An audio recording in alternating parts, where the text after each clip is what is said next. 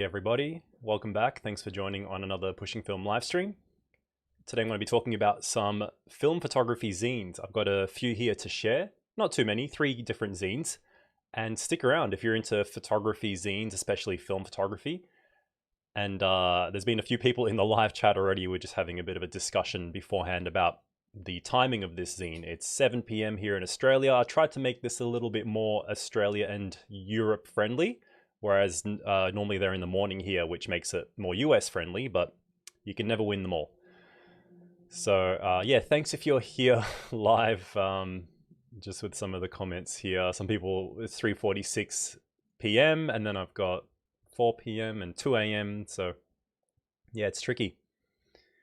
And from the Netherlands, awesome. Well, thanks for joining if you are here. I know it's a little bit early for you guys over in Europe because 2 of the photographers that I'm talking about today are Australian photographers. One is from the UK, I believe. So let's talk a little bit more about the first zine that I have. And that's this one here, which is by Jensen, who you might recognize from an interview, a Pushing Film interview I've done on the channel before.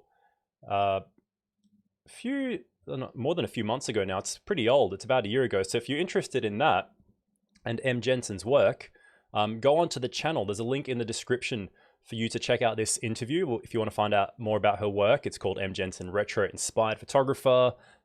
She is a great photographer based here in Melbourne with a bit of an inspiration of that 60s and 70s style and portraiture. And if you want to check out her Instagram, it's also linked in the description.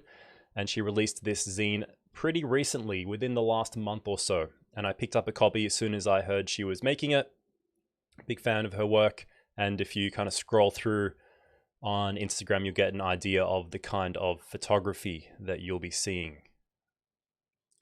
All right, so as I do in these book and zine sort of live streams and sharing videos, I've got an overhead camera set up so you can have a look at what we've got here. And this one is a smaller A5 sized zine, and it comes with a little, what do you call these? A coaster, a little cool little round coaster with her branding and logo on it. And it also matches the theme from the zine, which is called Sheilas. We'll talk more about that in a moment. And there's a nice little postcard here. I'm not sure if this comes included with every copy because it's got like a little personalized message that she wrote for me, which is really nice. But I would assume so. It's got like all the details there and the branding, but beautiful little matte finish postcard, really nicely made, as well as the bonus little coaster. So nice stuff already in terms of presentation there. And the cover of the zine has this nice kind of text design here. And there's just an opening that sort of talks about the project and the whole purpose behind her shooting this series. And Sheilas documents the ultimate girl gang, exploring the culture and community within numerous all-female motorcycle clubs in Victoria, Australia. So the series follows these clubs over the course of multiple months at festivals, rides, catch-ups, and other general shenanigans, and candidly captures the reality behind being a member of a female motorcycle club. So it sort of goes a little bit into the background there and just talks about that community, some of the stereotypes and the representation of that subculture, and also about the aspects of the zine itself, saying that it's shot entirely on 35mm film and exclusively on Kodak Gold. So really nice. And just before I get into it, just checking some more of the comments here. So 2 in the morning. All right, I'm surprised you're up watching, but thanks for being here. All right, so first image is a black and white one. Now I know it's mentioned that it's Kodak Gold, but I think M made the great decision, I think, to actually maintain that single film stock, but then give herself the option to convert photos to black and white when and if they work better, which I think photos like this would work better in black and white. And if that is going to bring more strength to the image and bring more attention to the aspect of the reflection of all the girls on the motorbikes back here, then sure, I think it's a great choice to do that. You don't always exclusively have to shoot black and white film for black and white shots.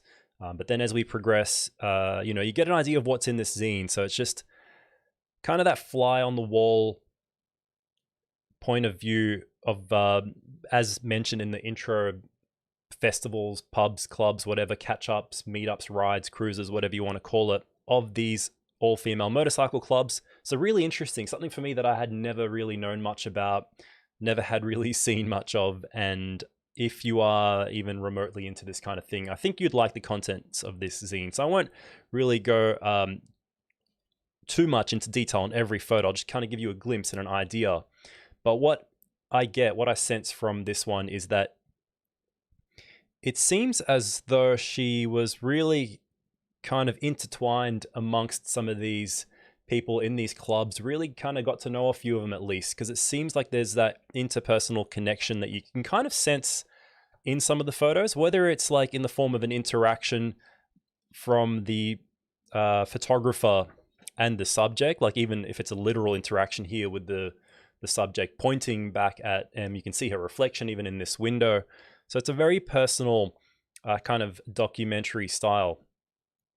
And it really seems like she got in amongst all that was happening. You can kind of see that from that point of view here, being right up amongst the crowds and almost like she was enjoying herself maybe as much as some of the club members, which gives you this really great kind of inside point of view, which is what you want when you're exploring some kind of lesser known subculture like this one.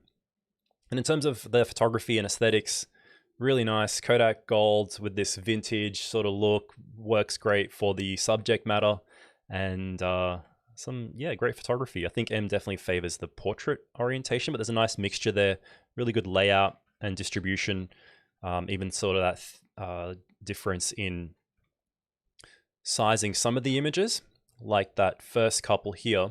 Sorry to be going all over the place.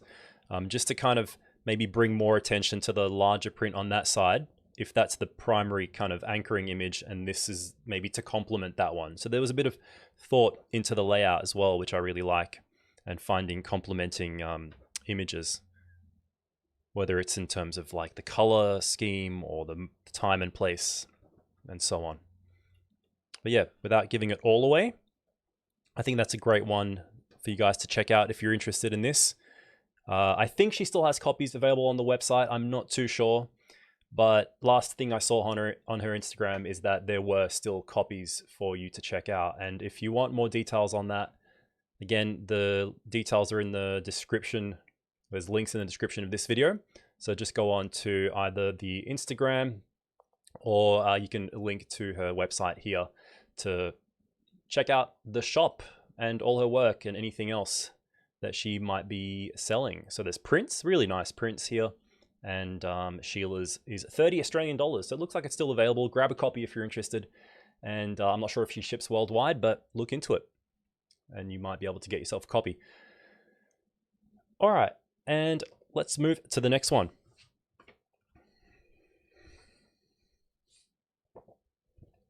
So this one was actually sent to me by a viewer and someone who I've interacted with on Instagram, and it's called Haystack Heroes.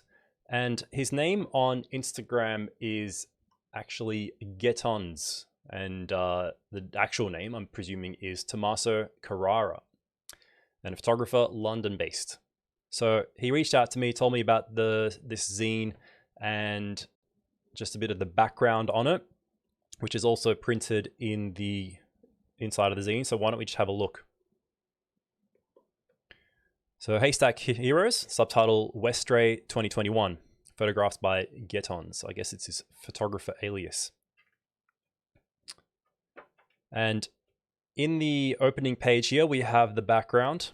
So it says, as a Londoner-based amateur photographer who generally focuses on the urban life, I have recently started to appreciate the remoteness and tranquility some places can provide. I think a lot of us have experienced that over the last couple of years, or more of it at least. So I like that. So for my very first pandemic holiday, I decided to visit the Orkney, and I was amazed by the beautiful landscapes and the authenticity of their people. While visiting Westray, a small island at the far north of the archipelago, I stumbled upon a carefully dressed scarecrow, and appropriately you have the photo of maybe the scarecrow that he first encountered, and another one, and one more, and so forth. Little did I know they had been created by families all across the Isle with the aim to raise money for the Royal National Lifeboat Institution. So this is a collection of those I met on my way while traveling all over the island. It's a really nice little unique body of work presented here. something just a little bit different, something with a bit of a purpose, and also giving that sense of discovery as you would, and something that we might all find relatable because of the situation over the last couple of years with things like this. And I know here in Australia, there might have been little gestures out the front of houses, like kids putting out stuffed toys or drawing rainbows or whatever it might have been. So I think a lot of this stuff can unite people with that sort of commonality. And yeah, looking into the zine, as is obvious now from the introduction, it kind of just documents all those scarecrows put out to raise awareness for the RNLI, I guess, would be the Royal National Lifeboat Institution, and some really nice photos taken on, I'm pretty sure, a Hasselblad on medium format film for all the photos in this series, just judging by his Instagram when promoting the zine. And I think he might have told me you can see photos of the zine there with the Hasselblad used to shoot it. So that's really cool as well. And the color is great. Just the sort of gives that exact feeling described in the introduction, that tranquil kind of feel. Sorry about the lighting, guys. It's a little bit tricky trying to light everything evenly here, but hopefully it's still okay for you. Yeah, I'm not sure why there's that bit of a spotlight, but it's all right. We'll make do. I think a bit of the sunset is coming in through a little shaft in the window. But yeah, nice work here from Tommaso. And the great thing about this is that he's giving part of the proceeds from selling this zine to the Royal National Lifeboat Institute in that area. So if you're not familiar, that's in the north part of the UK, from what I understand, in Scotland. And it just kind of, I've never been to that part of the world, but I've always understood that it's generally quite cloudy and kind of dreary looking, as is shown in these photos. But there's still this great pop of color, whether it's from the use of film or just because of the colors in these actual scarecrows. Yeah, nice little body of work here, and going to a good cause as well. Actually, I don't mind the way that light's falling here now. So there's his information. And if you want to find out more, I've also linked everything in the description, including Tommaso's Instagram page. He has some great photography. And I wanted to actually bring your attention to one particular photo that I really like. And it's actually his profile avatar image you can see up there. And I don't know if he's watching live. I let him know beforehand that I'd be sharing his zine in this stream. But I actually wanted to ask him. See, this particular photo is fantastic. It's really an amazing moment. And I'm wondering whether this was something that was candid or if it was staged. It looks almost too good. And the way that this couple is dressed, the moment, the layout, almost out of something from another time. Yet it's London 2021. So I'm a big fan of this image. Tommaso, let me know a little bit more about it. I'd be keen to hear the story. So yeah, if you want to order a copy of the zine, assuming it's still available, he has a link up here to Haystack Heroes photo zine. Cool. And it's so in Australian dollars, it translates to $26.98, which is quite reasonable. And then I'm assuming you add shipping. All right. Now let's move on to the third and lucky last zine, which is by my friend Damon Tildsley. And it's called Seaside. This one is an A4 size zine. It's a little bit bigger than the last two. First one being A5, second one being a little 8x8 roughly square. And Seaside, which interestingly has this really unique cover, which is quite impressive. And from what I know, having chatted to Damon during the time he was putting the zine together, he actually had someone, a graphic designer, make the cover to suit the contents of the zine, which is, as you can guess, related to the seaside, because Damon lives close to the coast, and that's the back cover.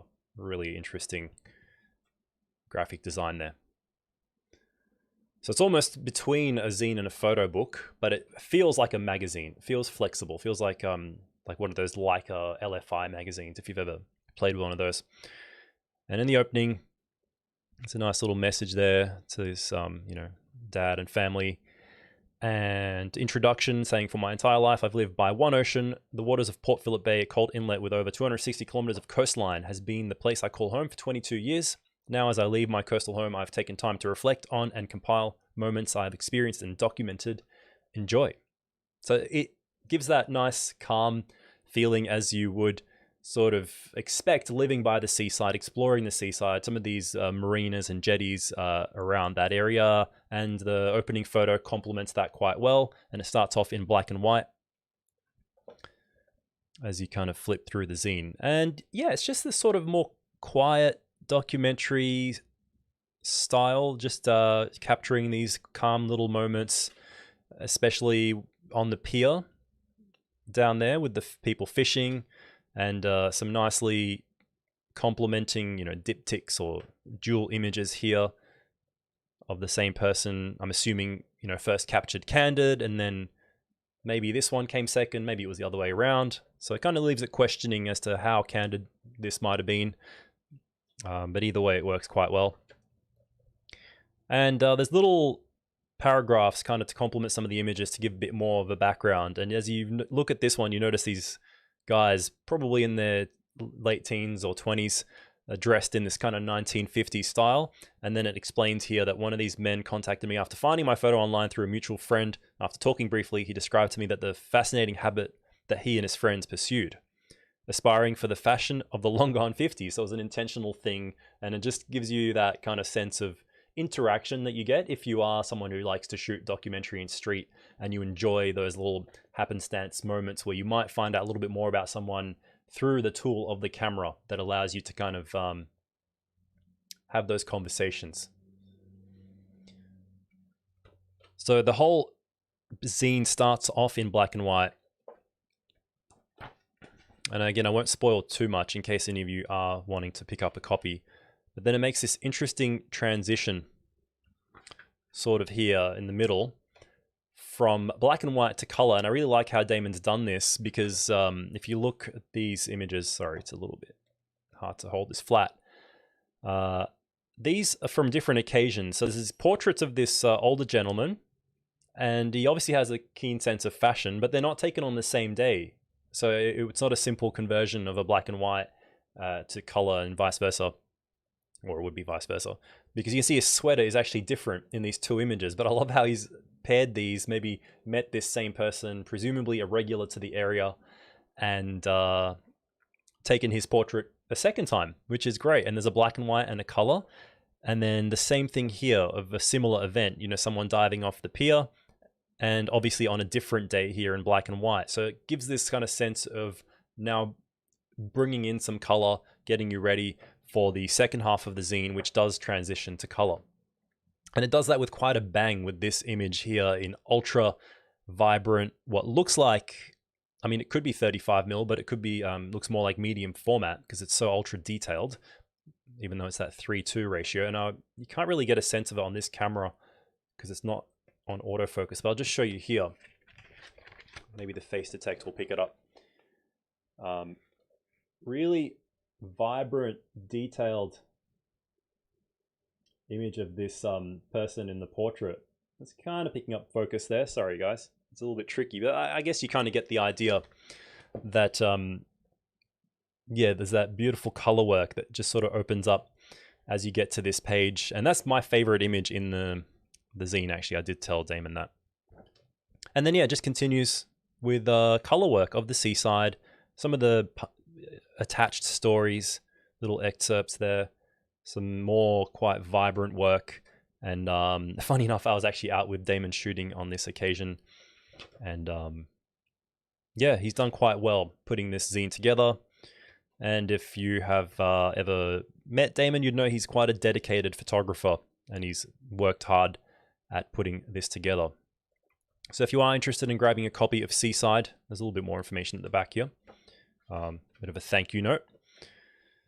Talks about the equipment used: the Leica M4, Fuji X-T30, Mamiya RB67, Fuji GW690, which could have been the camera used for that portrait, actually. I'm not sure now, I can't remember. The cover art was by Ty Reading, and yeah, as mentioned, I've also put the description, the details for this, which I will show you here. You've got Damon's Instagram, which is the first link, I believe, or might have been his website. But either way, you'll find both of them. And this is some of his other photography work, including some of the images that we saw in the zine there. Yeah, really keen street photographer. and there's a link to purchase the zine if any of you guys are interested in supporting him. It's also 30 Australian dollars, 3 years in the making, according to the web page here, 44 pages. So it's a really solid value for money, I think, for the zine that you'd be buying with Seaside.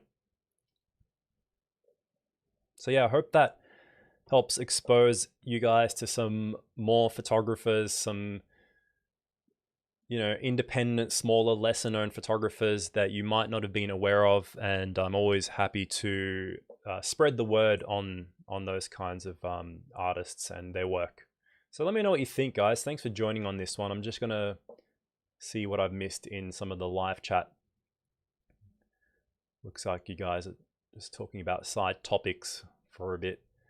But I got Dave here saying that's a large zine. Yeah, I mean, it is kind of a mini photo book in a way. And for 30 Australian dollars, that's pretty good. For any of you guys in Europe, that translates to maybe, I don't know, 17 euros, 18 euros, something like that. US dollars, probably 20 bucks. So it's not bad.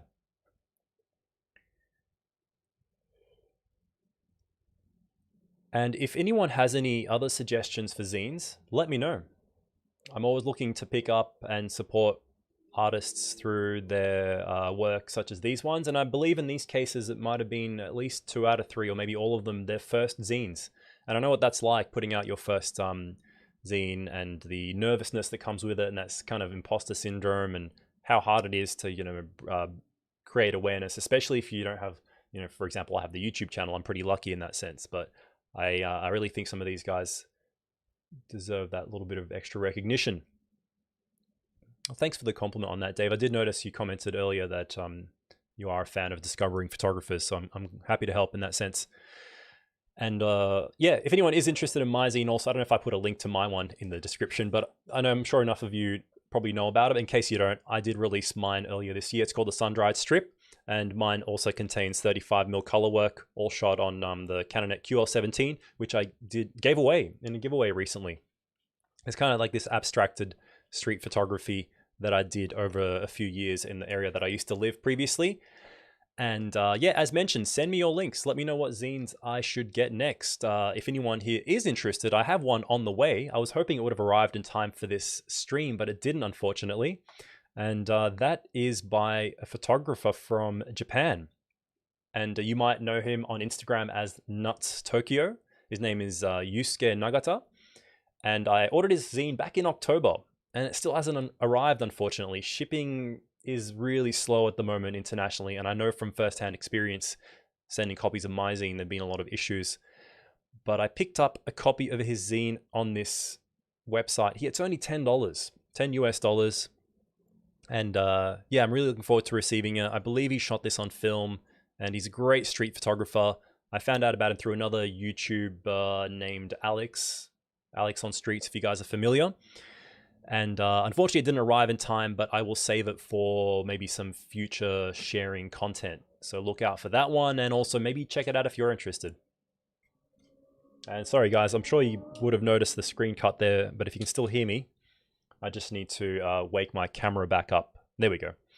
So just checking some of the last live chat comments. I have a question. I was loading fresh batteries on my camera, and it was flashing yellow in the viewfinder. Yeah, not sure why that would have done that. If it was while you're loading batteries and it's flashing yellow in the viewfinder, maybe it's flashing green. Normally it flashes green to say it's autofocused or that the flash is ready, but I'm not too sure. Sorry, I wouldn't want to give you the wrong advice.